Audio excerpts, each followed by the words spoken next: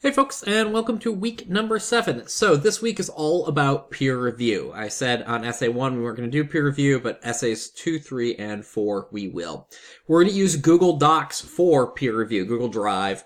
So if you haven't used it before, this will be your first opportunity to use it. So what's going to happen here?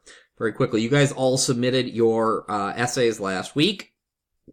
That's good. I will take all of those. I'm going to put them into Google Drive. I'm going to download all of your documents. I'll put all of them in Google Drive. I'll put you guys into peer review groups, and I will send an email out, okay? So look for an email with a link to Google Docs and a separate email with your peer review assignments in it, okay? There's a quick video down here on how to use Google Docs, just sort of how to add comments. You'll see most of the instructions I give you in that email will be about adding comments, giving your peers feedback.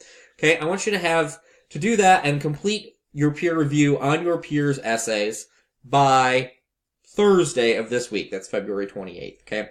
On Friday of this week, I'm going to come into those documents and add comments, respond to your peers, add to them, those sorts of things. And then on Monday, the final draft of the essay is due, and that is down here, okay?